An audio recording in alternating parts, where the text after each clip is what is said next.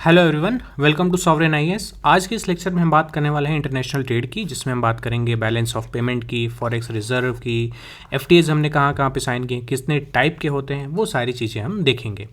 तो आज है डे 7 इकोनॉमी का। जो पहली बार आए हैं मैं उनके लिए बता दूं कि हम एक 8 महीने की स्ट्रेटजी फॉलो कर रहे हैं, जिसमें हम यूपीपीएससी प्रीलिम्स 2026 के लिए सारे सब्जेक्ट्स हम कवर कर रहे हैं टॉपिक वाइज, और सब कुछ हम डिटेल वाइज कर रहे हैं विथ पीवाईक्यू इंटीग्रेटेड।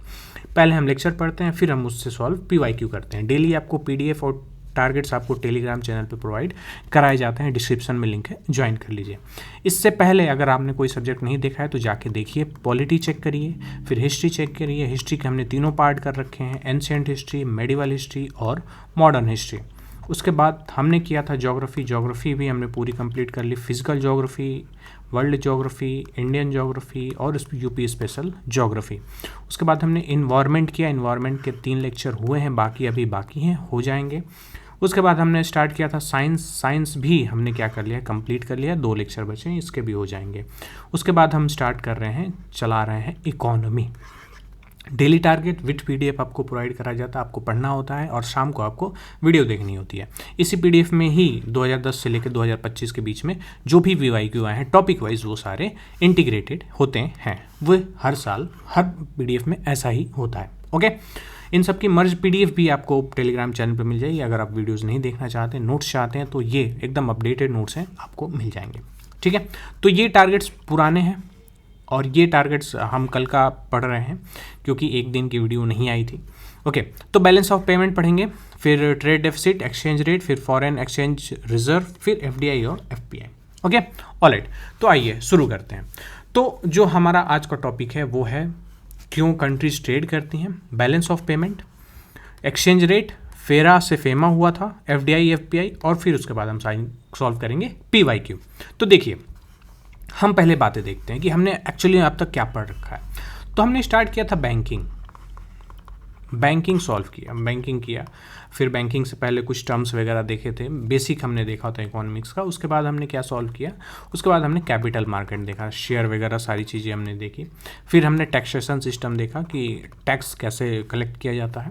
फिर हमने बजट देखा कि बजट एक्चुअली में कैसे बनाया जाता है। इसमें से हमने टर्म देखी थी डेफिसिट वगैरह, रेवेन्यू डेफिसिट, एक्सपेंडिचर डेफिसिट वगैरह वगैरह, सारी चीज़ें, फिजिकल डेफिसिट हमने सब देखी थी। ठीक है, बैंकिंग में हमने देखा था कि जो मॉनेटरी पॉलिसी है वो कौन बनाता है, वो बनाता है आरबीआई। फिर हमने देखा था बजट में कि जो फिस्कल पॉलिसी है वो कौन बनाता है, वो बनाता है गवर्नमेंट। ठीक है, और ये दोनों ही क्या करते हैं, मार्केट को एक तरह से रेगुलेट करते हैं। ऑलराइट, ये चीज़ें होगी। अब हम देख रहे हैं कि हम अब इंटरनेशनल ट्रेड देखेंगे, हम इंटरनेशनली कैसे वर्क करते हैं, ये सारी चीज़ें हम देखेंगे। तो पहले बताते हैं कि हम एक दूसरे से ट्रेड क्यों करते हैं। फॉर एग्जाम्पल हम बात करें, ये है कंट्री यूएसए और ये है कंट्री इंडिया। हम क्या करते हैं, हम बहुत सारी चीज़ें क्या करते हैं, एक्सपोर्ट करते हैं। और अगर हम यहीं पर रख ले चाइना को, तो चाइना से हम बहुत सारी चीज़ें क्या करते हैं, यहाँ पे इंपोर्ट करते हैं। इन कॉन्टेक्स्ट टू इंडिया की हम बात कर रहे हैं। ठीक है, यूएसए से हम बहुत चीज़ें क्या करते हैं, इंपोर्ट भी करते हैं, अभी मैं बताऊंगा सारी चीज़ें। और इंडिया भी क्या करता है, बहुत सी चीज़ें एक्सपोर्ट करता है चाइना को। ठीक है, अब देखते हैं, अगर केस बनाते हैं, यहाँ पे केस बनाते हैं, अगर हमारा एक्सपोर्ट ज़्यादा है इंपोर्ट से, तो हम किस में आते हैं, सरप्लस में। ठीक है, अभी मैं डिटेल बताता हूँ। अगर हम इंपोर्ट बहुत ज़्यादा कर रहे हैं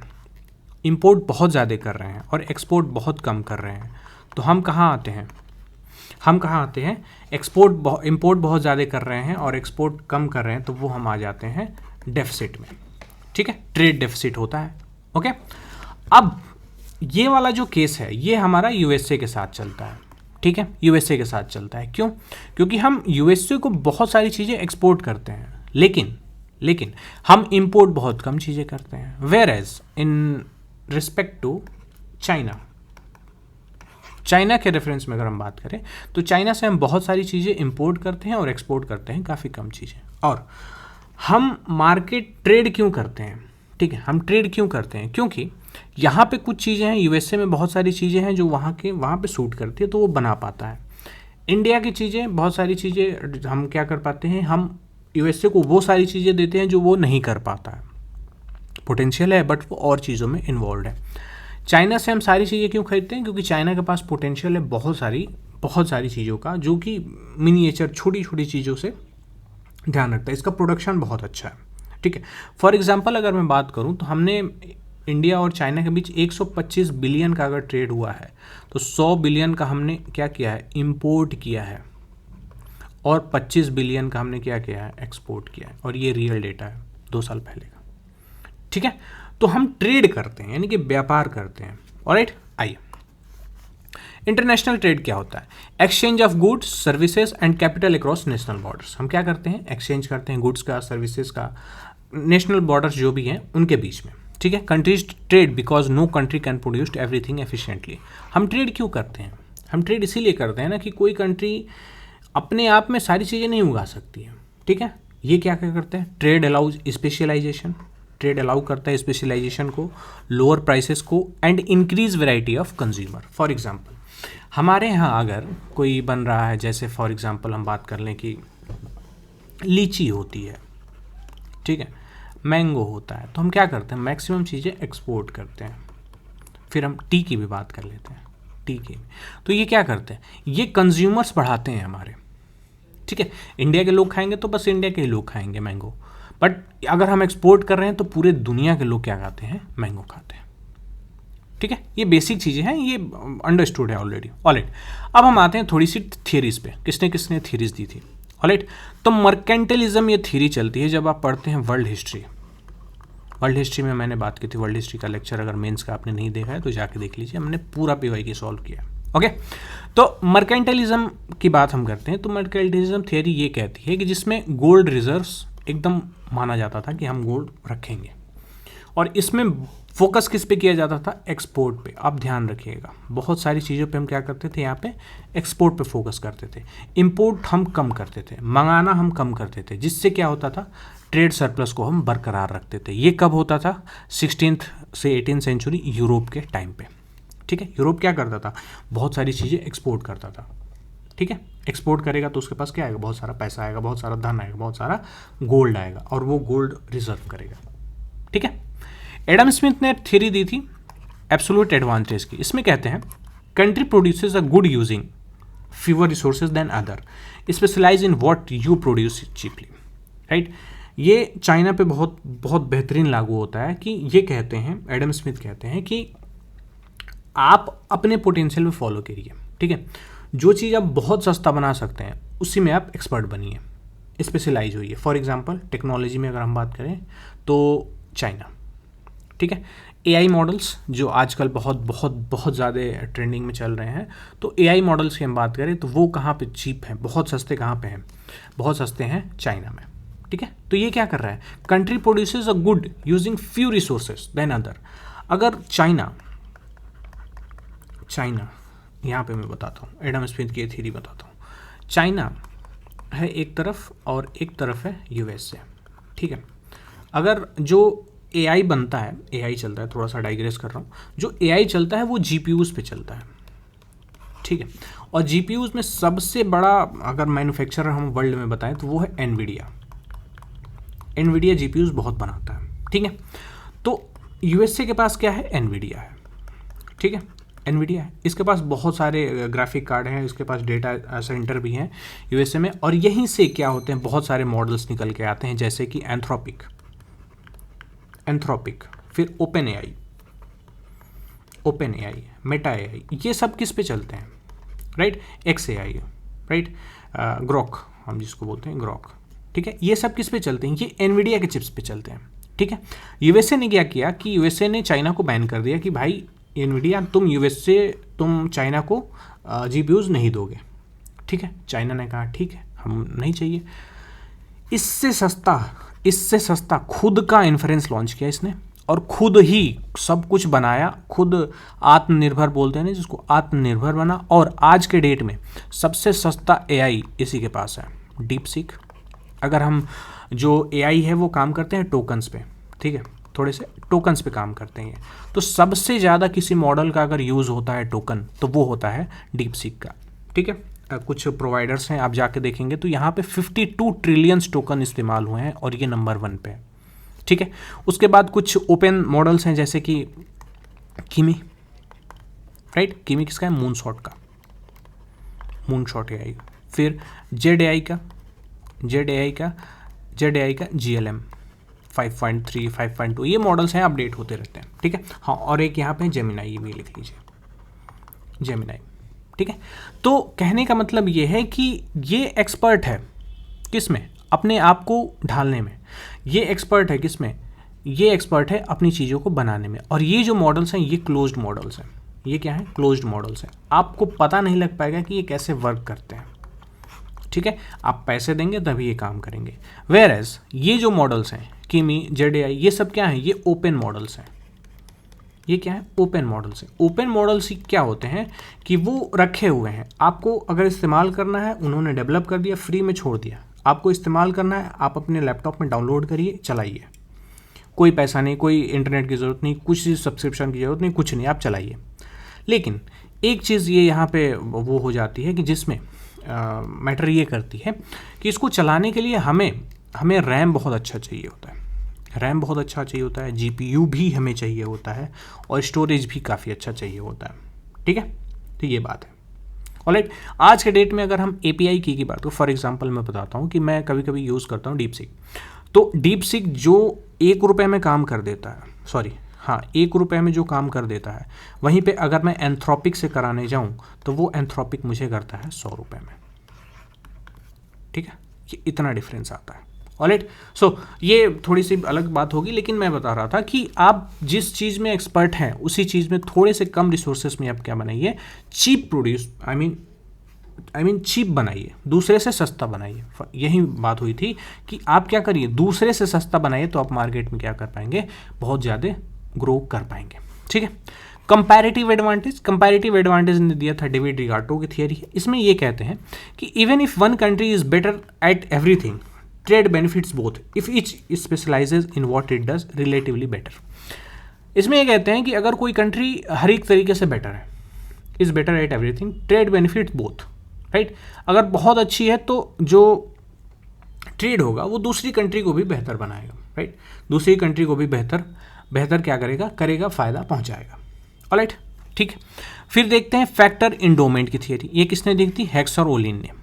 ये क्या कहते हैं, countries export goods that use their abundant factors, land rich export, agriculture, capital rich export machinery. For example, इनका ये कहना है कि कंट्री वही चीज़ें एक्सपोर्ट करती हैं जो उनके पास बहुत ज़्यादा में होता है। जैसे हमारे पास एग्रीकल्चर लैंड बहुत ज़्यादा है खेती करने वाली, तो हम क्या करेंगे, एग्रीकल्चरल एक्सपोर्ट करेंगे, राइट। जहाँ पे कैपिटल्स बहुत ज़्यादा हैं, पैसा बहुत ज़्यादा है, तो वहाँ से क्या आएगा, मशीनरी आएगी। For example USA, Israel, Canada, right, इनके पास क्या है, पैसे बहुत ज़्यादा हैं, तो ये मशीनरी एक्सपोर्ट करेंगे, ठीक है। ये बातें रहे। कुछ ट्रेड की टर्म्स समझ लेते हैं, ट्रेड्स के terms of trade. Ratio of export prices to import prices, if terms of trade improves, country gets more import per unit export. For example, ये कहना है कि export prices रेशियो है, export prices export upon import, ठीक है, import prices। ये क्या बताता है, ये बताता है terms of trade, ठीक है। अगर ये इम्प्रूव होगा, तो ये भी इम्प्रूव होगा, राइट, ये भी क्या होगा, ये इम्प्रूव होगा तो यानी कि हम ये कम करेंगे। Country gets more import per unit of export. Alright, फिर देखते हैं ट्रेड बैलेंस। जो वहाँ पे मैंने समझाया था वो क्या था, ट्रेड बैलेंस था, राइट। एक्सपोर्ट और इंपोर्ट की बात हम करते हैं, तो सरप्लस होगा जब एक्सपोर्ट ज़्यादा होगा, इंपोर्ट कम होगा। डेफिसिट कब होगा, जब इंपोर्ट ज़्यादा होगा, एक्सपोर्ट कम होगा। India has a persistent trade deficit. India के पास हमेशा क्या था, डेफिसिट रहा है, और ये रहता है हमेशा। क्यों, क्योंकि हम बहुत सारी चीज़ें इंपोर्ट करते हैं, एक्सपोर्ट नहीं करते, यानी कि बाहर नहीं बेचते, ठीक है। इनविजिबल ट्रेड देखते हैं। इनविजिबल ट्रेड क्या है कि वो चीज़ें जो दिखाई नहीं पड़ती हैं, लेकिन क्या होता है हम कर रहे हैं, जैसे सर्विसेज, आईटी की सर्विसेज, हम यहाँ पे बैठ के काम करते हैं, राइट, यूएस क्लाइंट्स के लिए, ठीक है। टूरिज्म की बात कर रहे हैं, रेमिटांसेस, रेमिटांसेस जो वहाँ पे कमा रहे हैं वो लोग वहाँ अपने घर भेज रहे हैं, यानी कि इंडिया में भेज रहे हैं, राइट। तो वो सब चीज़ें क्या है, रेमिटांसेस, शिपिंग, राइट, इंश्योरेंस, ये सब चीज़ें क्या है, इनविजिबल ट्रेड है, लेकिन ये क्या है, ट्रेड है, ये हिस्सा मानी जाती है हमारे इकोनॉमी में। Alright, drain of wealth theory किसने दी थी? अगर आपने हिस्ट्री मेरे साथ पढ़ी है तो बहुत बहुत डिटेल में बात की थी हमने ड्रेन ऑफ वेल्थ थियरी की। तो ये किसने दी थी? दादा भाई नौरोजी ने दी थी, ठीक है।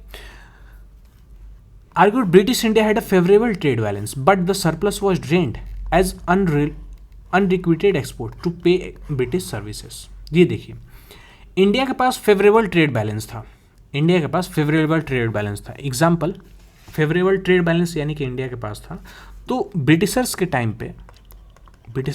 पे इंडिया के पास फेवरेबल था। India has a favourable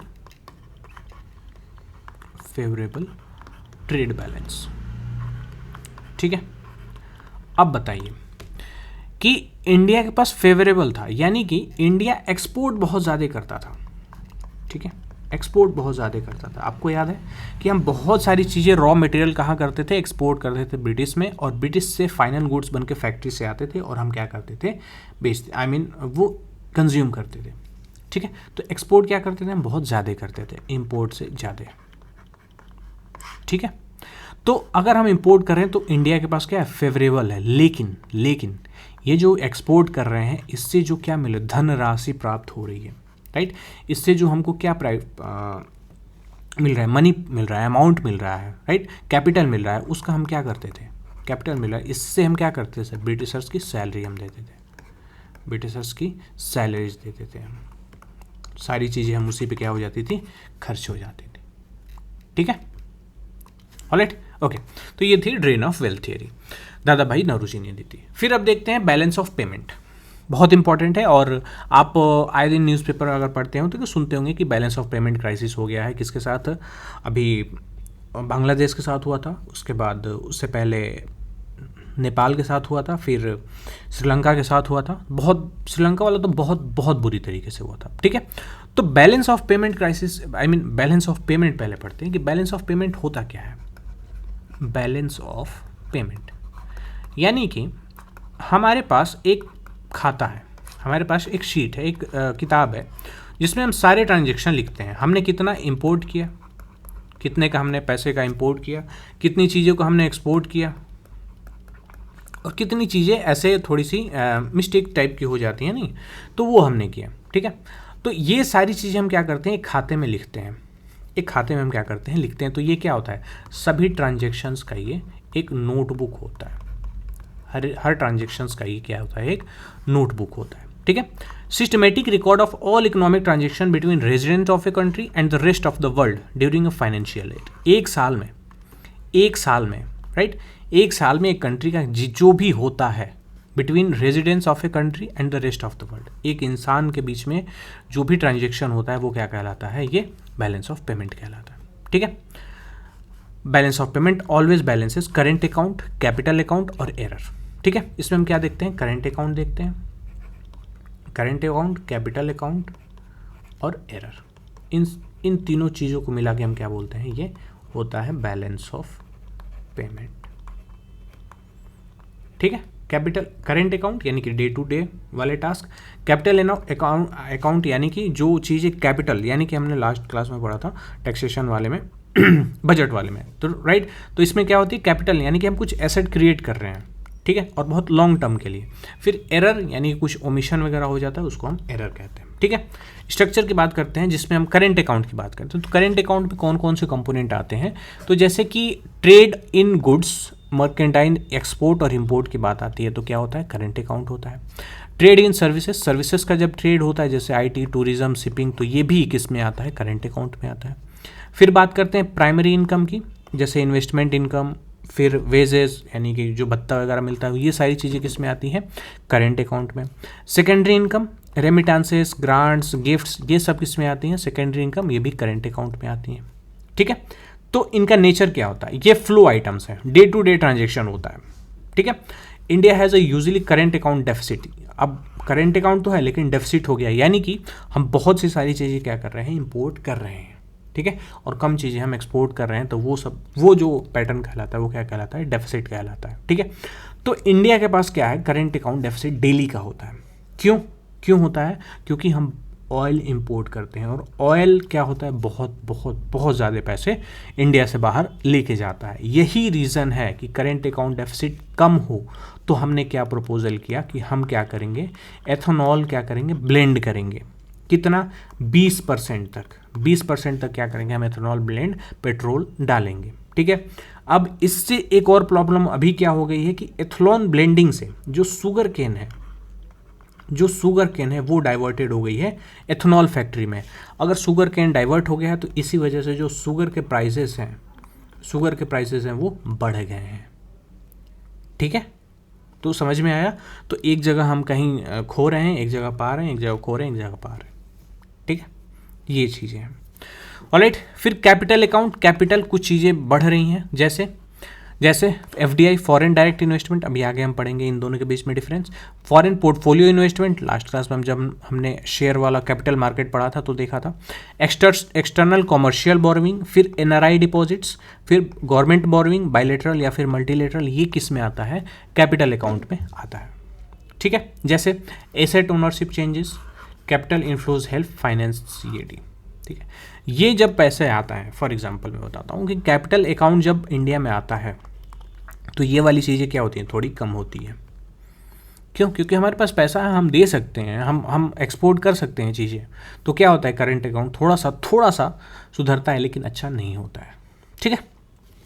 error और ओमिशन में क्या करते हैं कि अगर इन दोनों को नापने में कुछ एंट्री करने में कुछ मिस्टेक्स हो जाती हैं, डिस्क्रिपेंसी हो जाती है, तो उसको क्या कहते हैं, हम एरर एंड ओमिशन कहते हैं।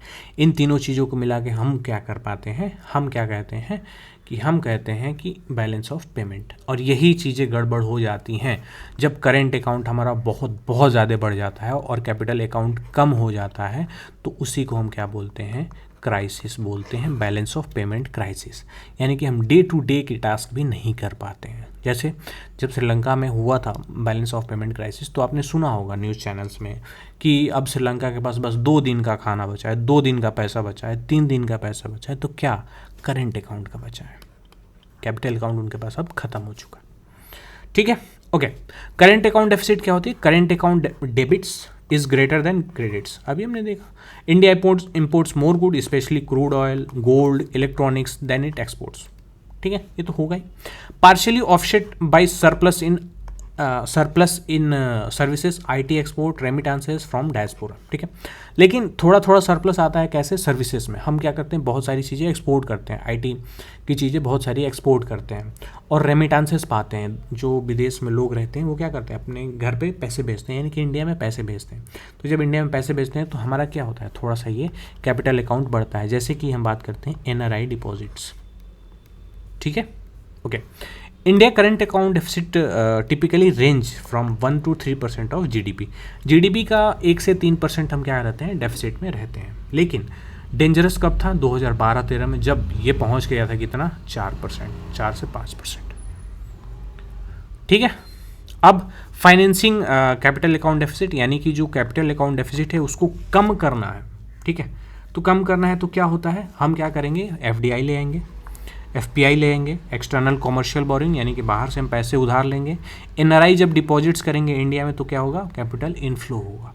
तो जैसे कैपिटल इनफ्लो होगा, सीएडी क्या होगा, सीएडी कम हो जाएगा, ठीक है। करेंट अकाउंट डेफिसिट कम होगा और कैपिटल अकाउंट बढ़ जाएगा, ठीक है। जिससे क्या होगा, फॉरेक्स रिजर्व जो है हमारा वो फॉल होगा और रूपी क्या होगी, डेप्रिशिएट होगी, ठीक है।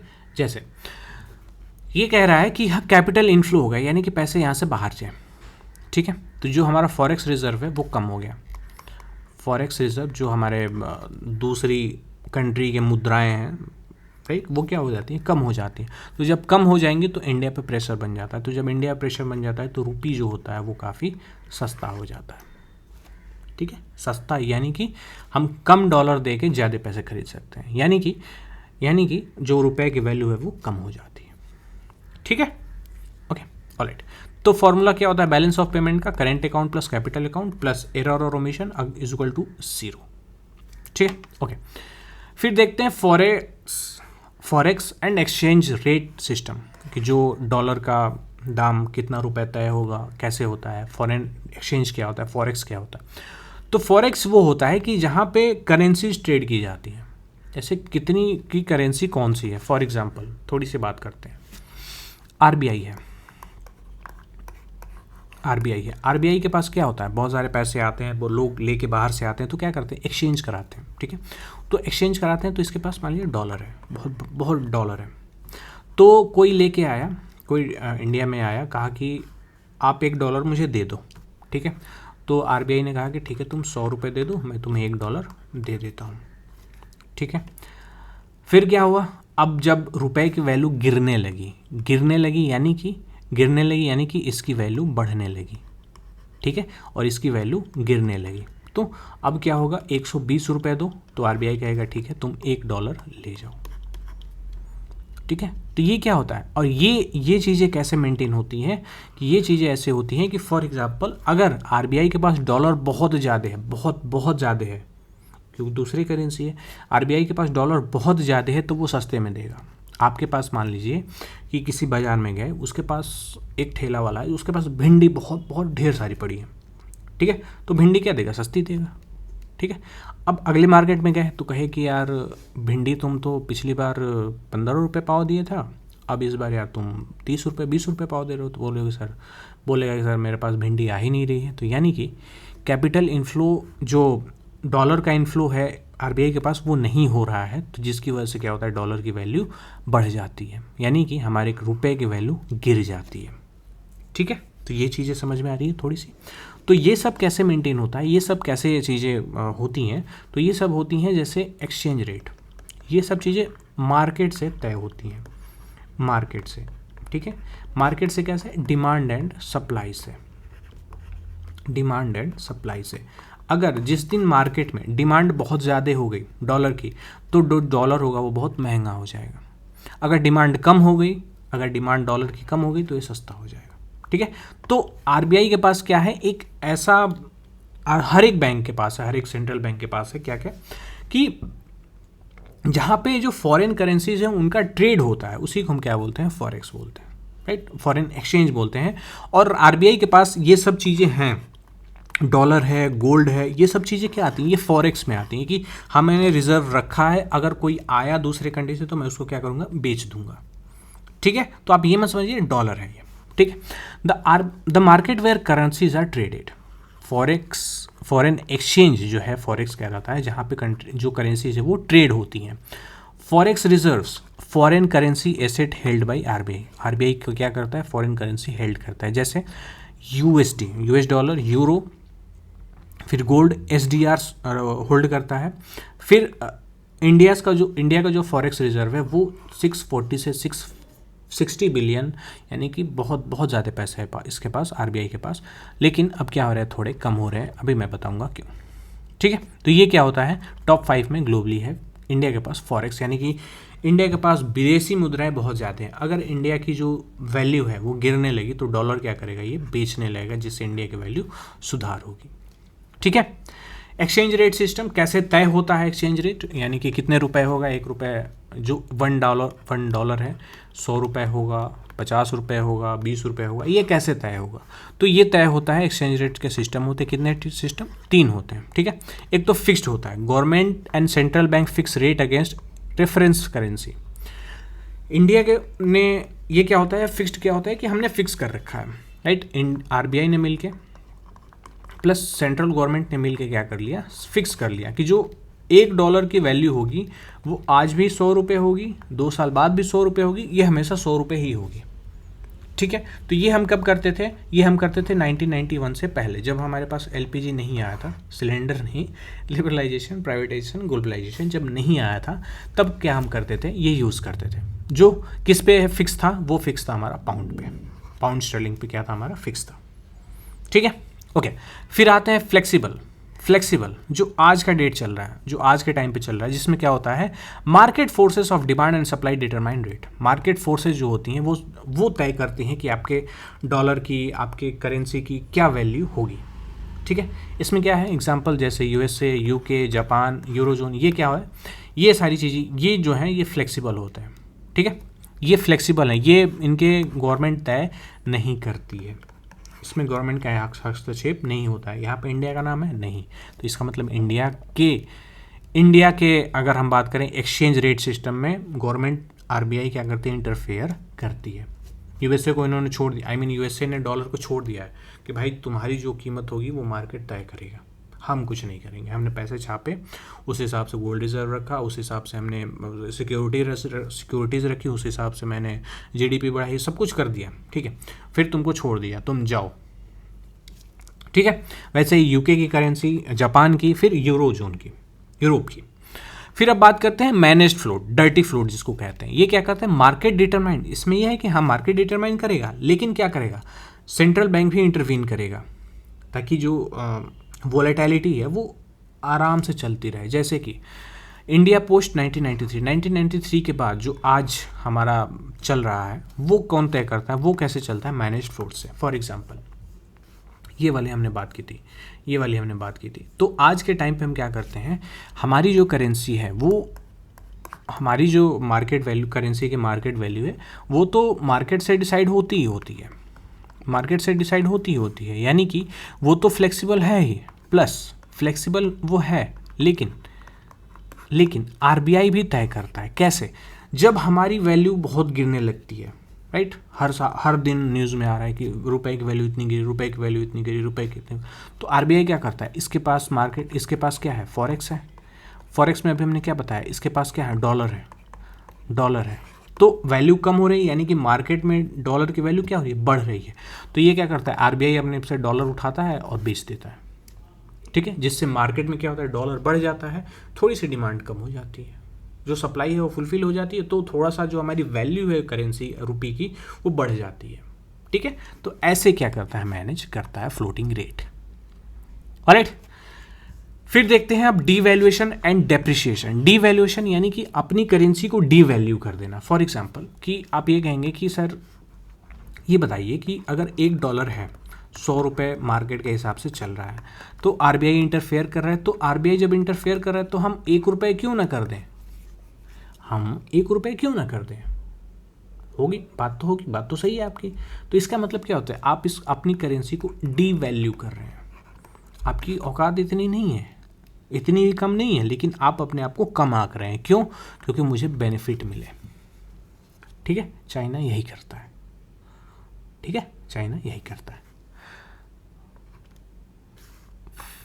सॉरी, ये मैंने ₹1 नहीं, ये ₹100, 200 रुपये, यानी कि डी वैल्यू कर दिया, यानी कि कोई वैल्यू नहीं है। ठीक है, देखते हैं यहाँ पे, फिर समझते हैं डीवैल्यूएशन क्या होता है। Deliberately reduction in currency value by government के द्वारा क्या किया जाता है, डेलिबरेटली, जानबूझ के अपनी जो करेंसी है उसको कम कर दिया जाता है। कैसे, इसमें कौन सा सिस्टम होता है, फिक्स्ड एक्सचेंज रेट सिस्टम। इसमें क्या करता है, वैल्यू जो होती है वो क्या कर दी जाती है, फिक्स कर दी जाती है। किसके द्वारा, गवर्नमेंट के द्वारा या फिर सेंट्रल बैंक के द्वारा।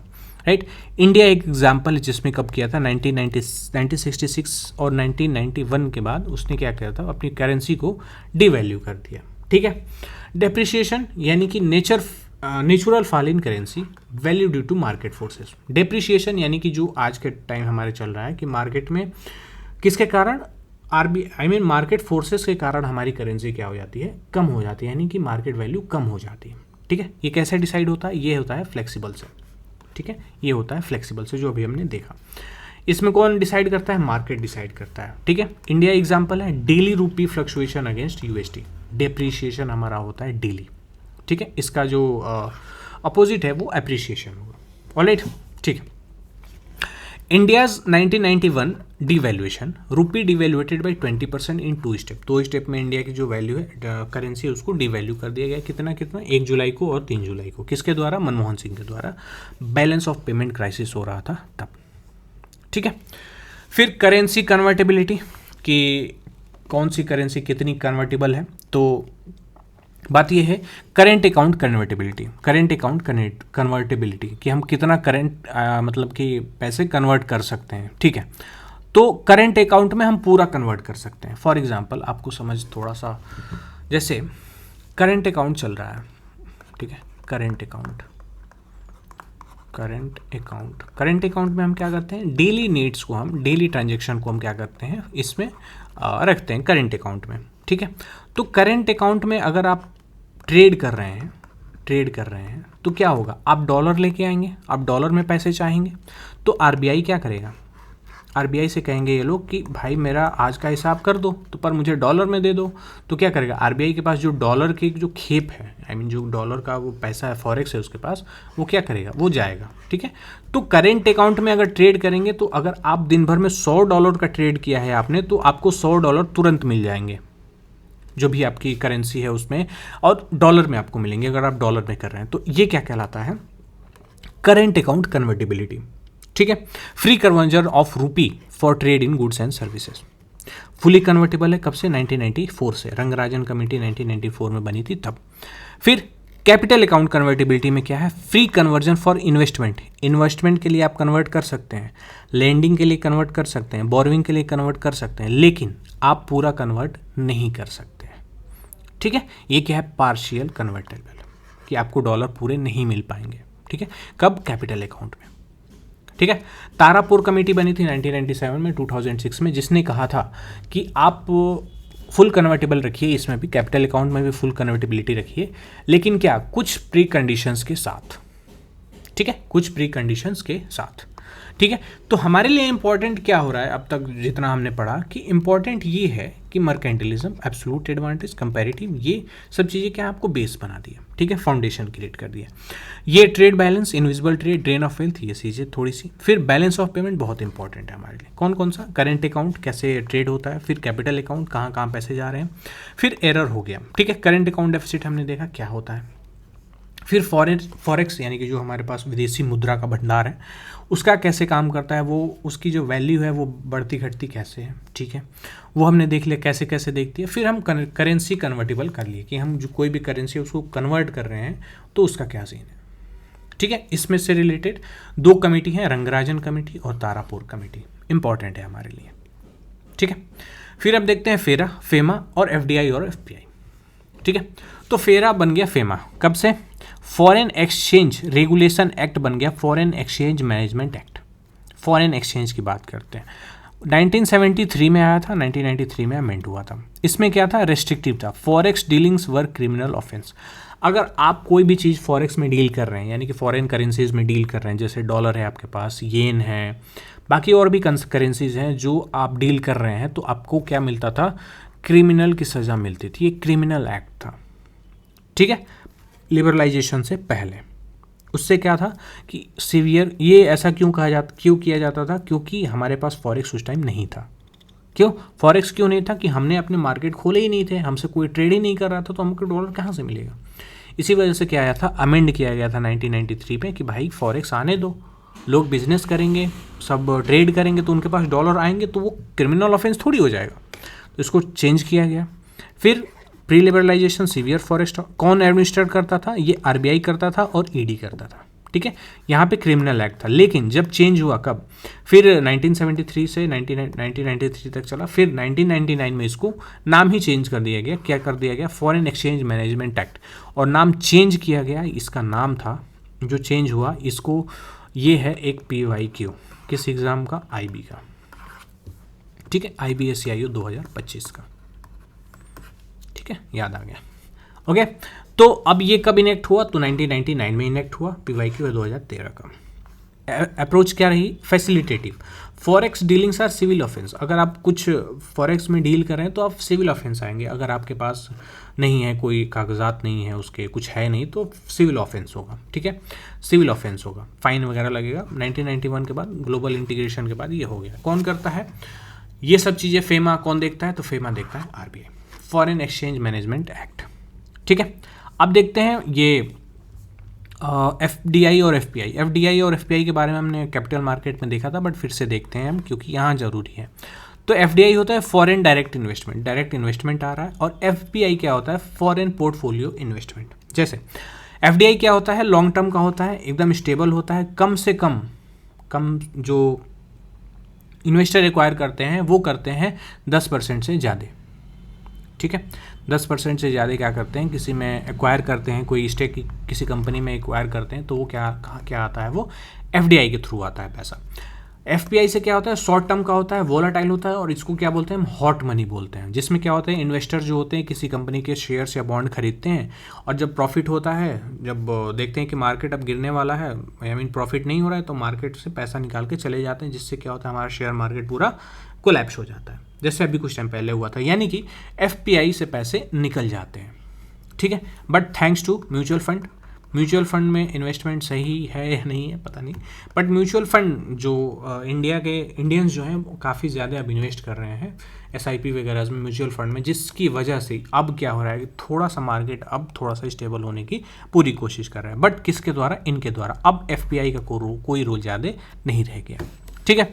कंट्रोल कौन करता है, तो इन्वेस्टर गेट्स मैनेजमेंट कंट्रोल। इसमें क्या होता है, अगर किसी में, जैसे फ्लिपकार्ट में क्या आया था, FDI आया, ठीक है, FDI आया तो पैसे आए, तो अब क्या करता है, ये कौन देखता है, अब वॉलमार्ट देखता है, एडमिनिस्ट्रेशन इसका कौन देखता है, वॉलमार्ट देखता है, राइट। जो स्टेक खरीदा था वॉलमार्ट ने, वो 10% से क्या खरीदा था, ज़्यादा खरीदा था, ठीक है। रूट क्या है, किस रूट से आता है इंडिया में, तो ऑटोमेटिक रूट है बहुत सारे सेक्टर में, लेकिन गवर्नमेंट रूट है कुछ सेंसिटिव सेक्टर्स में। अगर आपको क्या करना है, इन्वेस्टमेंट करना है, तो क्या करना है, कुछ गवर्नमेंट के द्वारा आपको परमिशन लेनी पड़ती है, ठीक है। FPI में क्या है, सेबी रजिस्टर्ड जो FPIs हैं उनको स्टॉक एक्सचेंज के द्वारा आप कर सकते हैं, आप कहीं भी इन्वेस्टमेंट कर सकते हैं, ठीक है। क्या क्या सेक्टर हैं, sectors lottery, gambling, chit funds, tobacco, real estate और एटॉमिक एनर्जी। इसमें क्या है, ये सेक्टर्स बैंड है, आप इसमें क्या कर सकते हैं, आप पैसे नहीं लगा सकते, FDI नहीं आती है, ठीक है। इसमें क्या है, not available, can't investing in listed security, जो गवर्नमेंट सिक्योरिटीज हैं आप उसमें इन्वेस्टमेंट नहीं कर सकते, ठीक है। अब FDI की लिमिट हो गई है, FDI की लिमिट जो अभी चेंज हुई है उनकी हम बात बताते हैं। डिफेंस में 74%, 100% कुछ केसेस में है। इंश्योरेंस में अब 100% हो गई, इसकी बात हमने की थी। टेलीकॉम में 100% है। सिंगल ब्रांड रिटेल में 100% है। मल्टी ब्रांड रिटेल में 51% है। एटॉमिक एनर्जी, लॉटरी, गैम्बलिंग, इसमें क्या है, जो FDI FPI है सब कुछ बैन है इसमें, ठीक है। एक चीज़ आती है double tax agreement, avoidance agreement, ठीक है, DTA। देखिए, तो ये हमने साइन किया है कहाँ से, ये हमने साइन किया है मॉरिशियस से, ठीक है। The double taxation avoidance agreement between India and Mauritius historically made Mauritius on top FDI source round tipping after the 2006 amendment removing capital gains exemption Singapore emerge as the largest FDI source. For example, जैसे कि अगर हम बात करें कि कोई company है India की, ठीक है, वो चली जाती है मॉरिशियस, ये दो कंट्री हैं। इंडिया से ब्लैक मनी उठाया, आपने एक कंपनी खोल रखी है कहाँ पे, मॉरिशियस में, XYZ कंपनी कहाँ पे खोल रखी है, मॉरिशियस में। आपने इस कंपनी में डाला, आप इस कंपनी के हो गए। अब आपने क्या किया कि आपको क्या करना है, इन्वेस्टमेंट करना है, तो आप क्या करेंगे, यहाँ से लेके आ जाएंगे, ठीक है। तो ये क्या हो, इसको हम क्या बोलते हैं, राउंड ट्रिपिंग। ऐसा लगेगा कि हमारे कंट्री में मॉरिशस से बहुत ज़्यादा पैसे आ रहा है, मतलब लिटरली इतने ज़्यादा पैसे हैं मॉरिशस के पास जो कि हमको FDI करे, और ऐसा FDI कि पूरे टॉप पे आ जाए कि उससे ज़्यादा FDI किसी के पास किसी से नहीं आता है, तो ऐसा तो नहीं है। इसको क्या बोलते हैं, हम राउंड ट्रिपिंग बोलते हैं। ब्लैक मनी जाता है, ब्लैक मनी आता है। तो हमने क्या साइन कर लिया, डबल टैक्सेशन अवॉइडेंस एग्रीमेंट, जिसमें हम क्या करते हैं, इसमें हम साइन कर लिया कि अगर आपके पास यहाँ पे कोई कंपनी प्रॉफिट कर रही है तो, और वो हमारे यहाँ इन्वेस्टमेंट कर रही है, तो अगर हम टैक्स नहीं ले रहे हैं तो आप टैक्स लीजिए। आप जब टैक्स लेंगे तो ये राउंड ट्रिपिंग कम हो जाएगा। तो राउंड ट्रिपिंग कम हुआ कब, 2016 में, जब क्या हुआ, हमने साइन कर लिया इंडिया मॉरिशस टैक्स ट्रीटी, यानी कि double taxation avoidance agreement.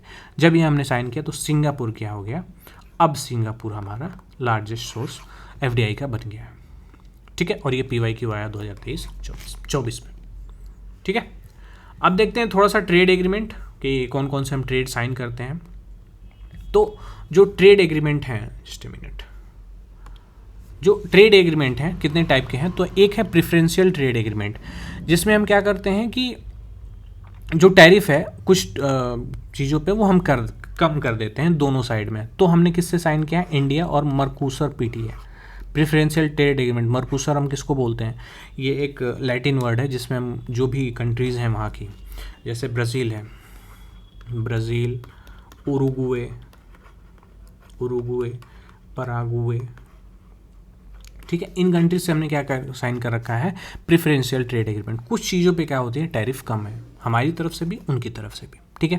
Free trade agreement, free trade agreement बहुत ज़्यादा न्यूज़ में रहता है कि इसमें क्या होता है, ज़ीरो और very low tariff on most good. बहुत 99% चीज़ों पे 95% वो सरकार तय करती है कि बहुत सारी चीज़ों पे क्या होता है, ज़ीरो टैरिफ लगाती है। जैसे इंडिया और आसियान कंट्रीज़ हैं, हमने साइन कर रखा है आसियान कंट्रीज से फ्री ट्रेड एग्रीमेंट, यानी कि इंडिया से अगर कोई सामान जाता है तो आसियान में टैक्स नहीं लगता है, आसियान से कोई सामान आता है इंडिया में तो टैक्स नहीं लगता है, ठीक है। अगर लगता भी तो बहुत बहुत कम लगता है, लेकिन कुछ ही प्रोडक्ट्स पे लगता है। फिर हमने इंडिया ऑस्ट्रेलिया में economic comprehensive trade agreement sign किया था और ये 2023 का PYQ, ठीक है।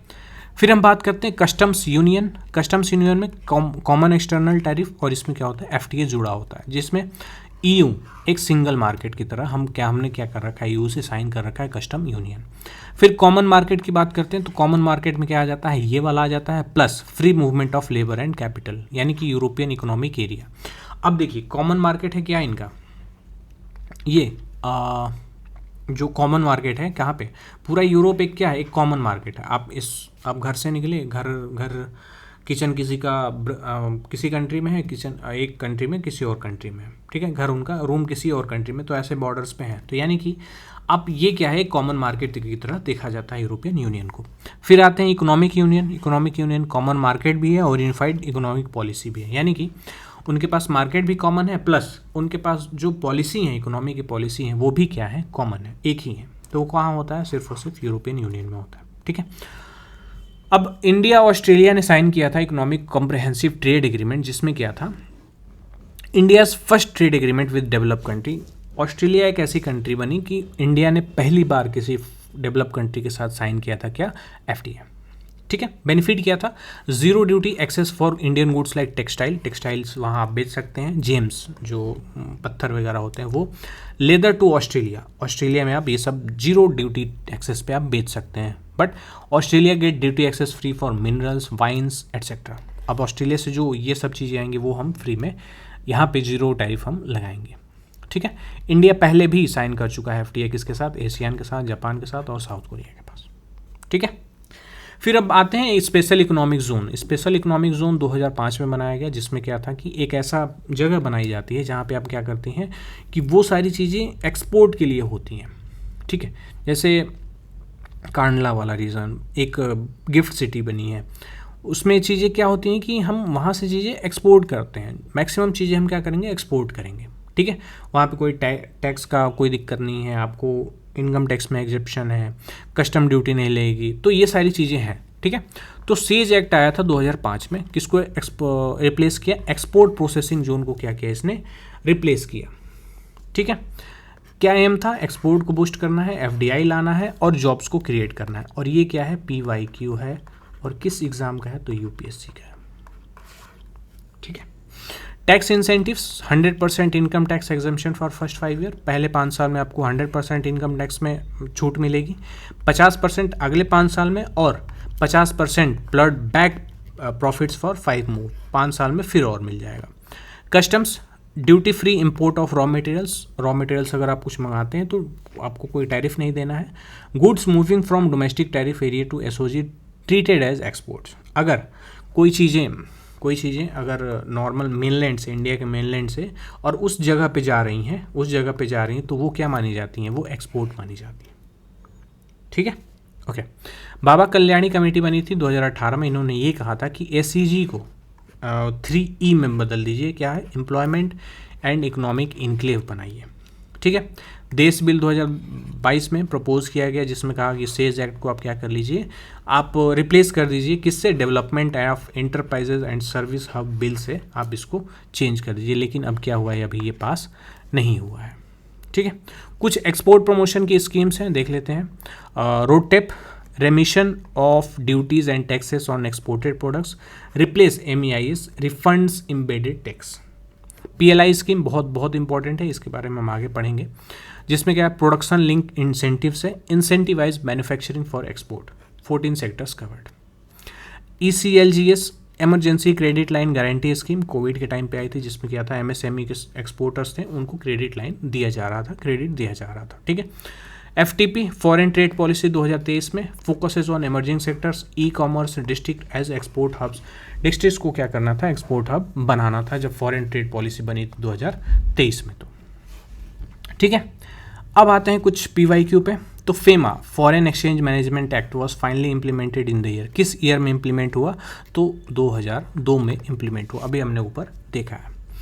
नेक्स्ट क्वेश्चन पे चलते हैं। WTO का काम क्या है, IMF का, ये हम एक्चुअली कल के लेक्चर में पढ़ने वाले हैं। तो देखते हैं कि WTO या वर्ल्ड ट्रेड ऑर्गेनाइजेशन, तो इसका काम क्या है, ट्रेड से रिलेटेड, तो यानी कि A का 2 ट्रेड से रिलेटेड है। IMF, international monetary fund, to provide finance to collect equilibrium of balance of payment. बिल्कुल सही बात है, ठीक है, बिल्कुल सही बात है। ये क्या करता है, जो बैलेंस ऑफ पेमेंट क्राइसिस होती है, तो इसको ये संभालता है। ऑलराइट, तो हो गया A का 2, B का 1। सार्क क्या करता है, to promote cooperation among South Asian nation, ठीक है, इनका ये फुल होता है इनका काम। और IDA क्या है, IDA इसका काम होता है ये सॉफ्ट लोन प्रोवाइड कराना, ठीक है। नेक्स्ट क्वेश्चन पे आते हैं। Okay, generally India had a favourable balance of trade during British rule. तो बिल्कुल सही बात है, इंडिया के पास क्या था, बैलेंस ऑफ ट्रेड था, फेवरेबल बैलेंस ऑफ ट्रेड था। बट रीजन क्या है, the drain of wealth took the form of unrequited export. अब इससे क्या होता है, हम बहुत ज़्यादा क्या कर देते थे, एक्सपोर्ट करते थे। तो बिल्कुल सही बात है, तो दोनों ही स्टेटमेंट क्या है, करेक्ट है, ठीक है।